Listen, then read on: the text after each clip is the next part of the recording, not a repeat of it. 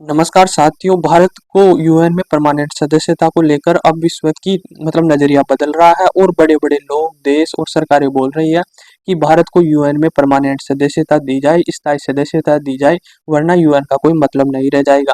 अभी हाल ही में एक इलोन मस्क का ट्वीट वायरल हो रहा है और उसके द्वारा इलोन मस्क ने उस ट्वीट में कहा गया था कि भारत को परमानेंट सदस्यता दी जाए। वह पृथ्वी का सबसे ज्यादा जनसंख्या वाला देश है। विश्व की जितनी भी जनसंख्या ना, उसमें 17% भाग भारत रखता है और यदि उसे ही यूएन में परमानेंट सदस्यता नहीं दी जाएगी तो इसका कोई मतलब नहीं रह जाएगा। ये ट्वीट में कहा गया था कि यूएन में यदि भारत को स्थायी सदस्यता नहीं है तो ये बेतुका है, यूएन इसका कोई मतलब नहीं है। तो इसी ट्वीट को लेकर एक मीडिया कर्मी ने, जो बाइडेन का प्रशासन है, उससे पूछा गया कि इलोन मस्क भारत के लिए इस प्रकार से बोल रहा है, क्या भारत को परमानेंट सदस्यता दी जानी चाहिए या नहीं दी जानी चाहिए। तो उसका स्पोक पर्सन है ना बाइडेन का, उन्होंने बोला कि हम तो कई वर्षों से ये कर रहे हैं कि भारत को स्थायी सदस्यता मिलनी चाहिए यूएन में, और जो भी ये यूएन है उसमें जो भी कानून है उसको बदला जरूर जाना चाहिए। 50 साल से वही चला जा रहा है, वही चीजें हो रही है, तो अब जाके इनमें चेंज आना चाहिए। और 50 साल से जो चीजें हो रही है, पहले से 5 सदस्यता परमानेंट सदस्यता, उनमें बदला जाना चाहिए और भारत को परमानेंट सदस्यता दी जानी चाहिए। हम इसमें सुधार करने के लिए तैयार हैं और भारत को परमानेंट सदस्यता देने में हम समर्थन देते हैं भारत को। अब देखो, विश्व में जितनी भी समस्या है ना, वो भारत सबसे आगे रहता है कि कोई किसी भी देश को कोई समस्या ना आए, और भारत से जितना हो सकता है उस देश के लिए, ताकि उसकी समस्या हल हो सके, उसके लिए भारत हमेशा आगे रहता है और जितना भी साथ देना हो ना उतना देता है।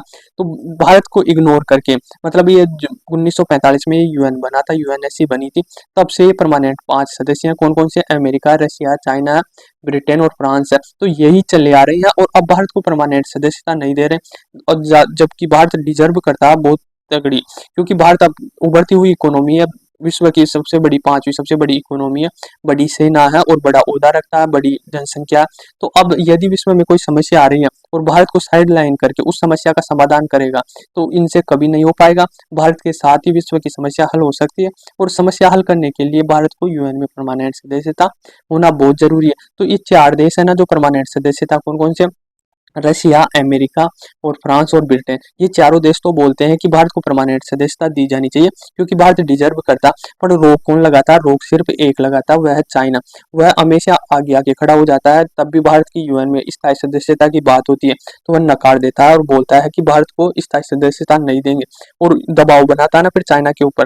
तो फिर चाइना अगल बगल में डोलने लगता है कि भारत को दे रहे हो ना तो तुम पाकिस्तान को भी परमानेंट सदस्यता देनी चाहिए। अब पाकिस्तान का कोई मतलब ही नहीं है, क्योंकि देखो, ना तो उनकी जीडीपी अच्छी है पाकिस्तान की, उन्हें परमानेंट सदस्यता दी, ये कोई खैरात थोड़ी, भीख थोड़ी है जो हर किसी को बांट दे। वह स्थायी सदस्यता है और उसके लिए क्राइटेरिया होता है, उसको पूरा करो और फिर परमानेंट सदस्यता देनी चाहिए। तो ना तो उनकी इकोनॉमी स्टेबल है, ना उनकी पॉलिटिक्स स्टेबल है, और दुनिया भर में आतंकवाद है, मैन्युफैक्चर करने की उनकी मशीन है, और जो भी उनकी आर्मी है वो स्थायी, जो भी चुनाव हुए हैं ना अभी, उसमें भी इतना भ्रष्टाचार है, जो उसकी आर्मी चाहती है वही होता है। तो इस प्रकार के देश को परमानेंट सदस्यता देने के बाद में आप दुनिया से उम्मीद मत रखना कि कोई अच्छे डिसीजन आएंगे या कोई समस्या हल हो सकती है। तो चाइना बेतुका कंपैरिजन करता है कि भारत के साथ फिर पाकिस्तान को भी दो, तो जबकि दुनिया ऐसा करेगी नहीं कि पाकिस्तान को स्थायी सदस्यता कभी नहीं देगी। तो ऐसे बेतुके तरीके से उलझा देता।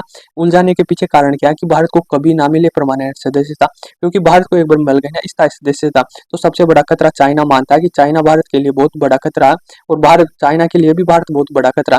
तो यह हमेशा आगे खड़ा हो जाता है कि भारत को परमानेंट सदस्यता ना मिले ना मिले। पर ये कब तक रोक पाएगा, क्योंकि भारत एक उभरती हुई शक्ति है, तो ज्यादा दिन तक तो इग्नोर नहीं कर सकते भारत को मिलाना ही होगा इनको। तो इसीलिए इलोन मस्क बोल रहा है कि आप यदि दुनिया की 17% आबादी रखता है, जो पृथ्वी का सबसे आबादी वाला देश है, उसको ही आप इग्नोर कर रहे हो ना, तो इसका कोई मतलब नहीं है, और इसके लिए आपको आगे आना चाहिए और भारत को परमानेंट सदस्यता देनी चाहिए। अब इलोन मस्क है ना, 7-8 महीने से या 12 महीने से बहुत ज्यादा तारीफ कर रहे हैं भारत। उसका कारण यह है कि अब भारत में है ना टेस्ला इन्वेस्टमेंट करेगा। टेस्ला के लिए बहुत कंपनी है ना, उसकी गाड़ियों की, इलेक्ट्रिकल गाड़ी टेस्ला, उसके भारी भरकम तरीके से इन्वेस्टमेंट करेगा। तो वह भारत को अपनी ओर अट्रैक्टिव करना चाहता है, इसलिए वह इस प्रकार के बयान दे रहा।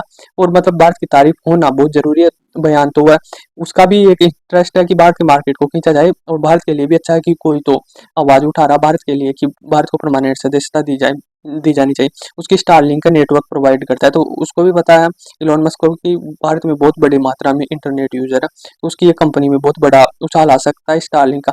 और एक्स.com है, ट्विटर है, उनका भी बहुत बड़ा यूजर है भारत के मार्केट में। तो इन तीनों कंपनियों के बहुत बड़े यूजर है। तो टेस्ला अच्छी तारीफ करता है भारत के लिए, ताकि इनको अपनी ओर खींचा जाए। और एक दूसरी तरफ ये भी है, और एक वो बात हो रहा है कि हमारे एस जयशंकर है ना, उनसे भी पूछा गया था कि हमें मिलेगी या नहीं मिलेगी स्थायी सदस्यता। तो एस जयशंकर ने कहा था कि जरूर मिलेगी, पर उसके लिए और मेहनत करनी पड़ेगी। हमें बिल्कुल मिलेगी स्थायी सदस्यता, ताकि कोई भी रोको, कोई भी रोड़ा अटकाए, उससे हमें कोई फर्क नहीं पड़ता। तो आई होप आपको समझ में आया होगा कि किस प्रकार से यूएन में हमारी भारत तो मुद्दा उठाता ही है, पर जितने भी नेशनल इंटरनेशनल मीडिया, सरकारें, बड़े बड़े उद्योगपति सभी मांग कर रहे हैं कि भारत को अब स्थायी परमानेंट सदस्यता दी जानी चाहिए यूएन में। धन्यवाद।